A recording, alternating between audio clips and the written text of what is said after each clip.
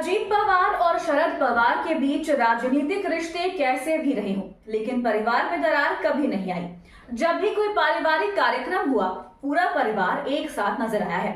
यहाँ तक कि शरद पवार के जन्मदिन के मौके पर भी एनसीपी के दोनों गुट एक साथ दिखाई दिए थे। अजीत पवार भी दिल्ली पहुंचे थे और उसके बाद से ही चर्चाएं शुरू हो गई थी कि पवार परिवार एक बार फिर एकजुट होने वाला है। दावा किया गया कि अजीत पवार एक बार फिर अपने चाचा के साथ आने को तैयार हैं। परिवार के लोग ही दोनों को एकजुट करने की कोशिश में जुटे हुए थे और इसका सबसे बड़ा कारण था कि उन्हें एहसास था कि अगर अलग अलग लड़ेंगे तो नुकसान में रहेंगे, जैसा कि इस बार के चुनाव में हुआ। अजीत पवार की पार्टी तो किसी तरह से अपने आप को बचाने में कामयाब हो गई, लेकिन शरद गुट को करारी हार मिली। ऐसे में परिवार के एकजुट होने की खबरें आने लगी हैं।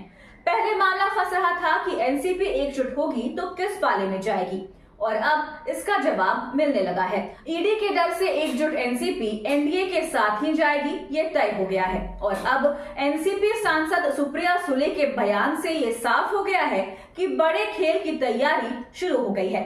तो क्या है पूरा मामला, इसी पर आज हम अपनी स्पेशल रिपोर्ट में करेंगे बात। नमस्कार, आपके साथ मैं देवोश्री भट्टाचार्य गोस्वामी। सबसे पहले तो महाराष्ट्र विधानसभा चुनाव के नतीजों की बात करते हैं। इन नतीजों के बाद से अचानक ही ईवीएम पर सवाल उठने लगे थे। मरकरवाड़ी गांव चर्चाओं में आ गया था। यहां पर जीत तो एनसीपी को मिली, लेकिन एनसीपी विधायक उत्तमराव जांगर ने दावा किया कि ईवीएम में गड़बड़ी हुई है। मेरी जीत का अंतर 12,000 की जगह 50,000 से ज्यादा होना था। यहाँ तक कि वो अपने गांव मरकरवाड़ी में भी हार गए।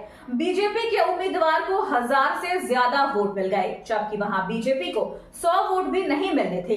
गांव के लोगों ने खुद के खर्च पर बैलेट से वोटिंग कराने का फैसला किया, लेकिन प्रशासन ने इस कोशिश को करने वाले लोगों पर मामले दर्ज कर लिए और वोटिंग भी नहीं होने दी।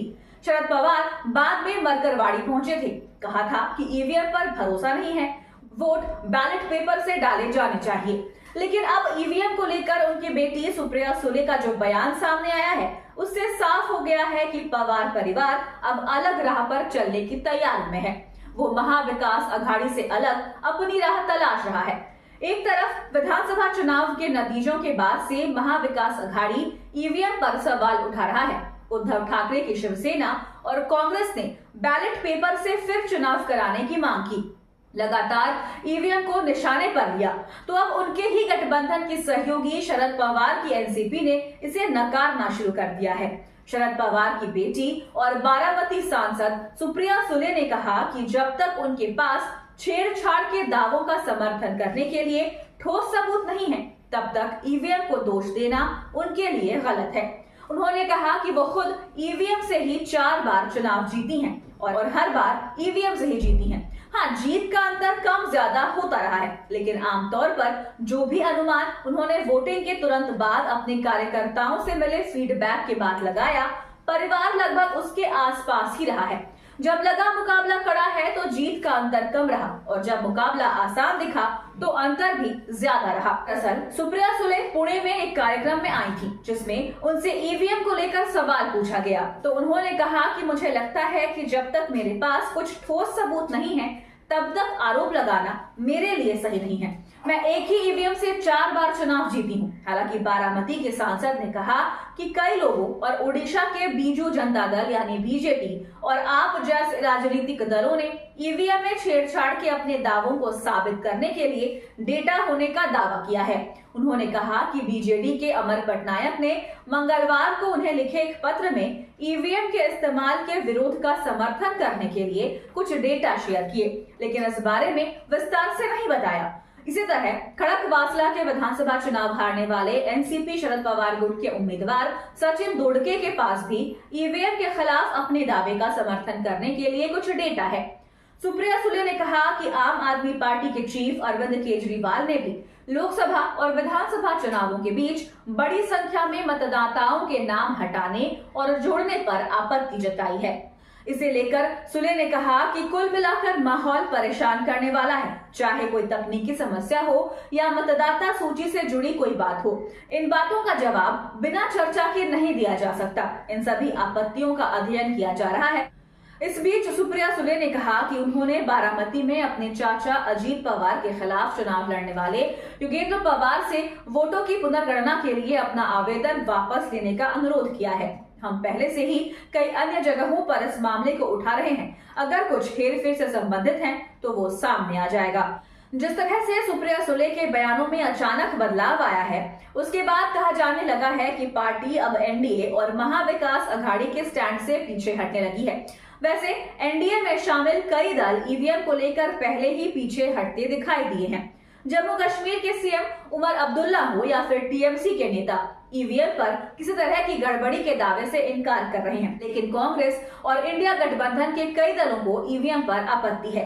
कांग्रेस तो ईवीएम के खिलाफ लोकसभा चुनाव के बाद से ही 2 बार चुनाव आयोग पहुंच चुकी है, लेकिन चुनाव आयोग ने दोनों ही बार कांग्रेस की आपत्तियों पर गौर किए बिना ही उन्हें खारिज कर दिया। कांग्रेस ने जो सबूत दिए उन्हें गलत करार दे दिया।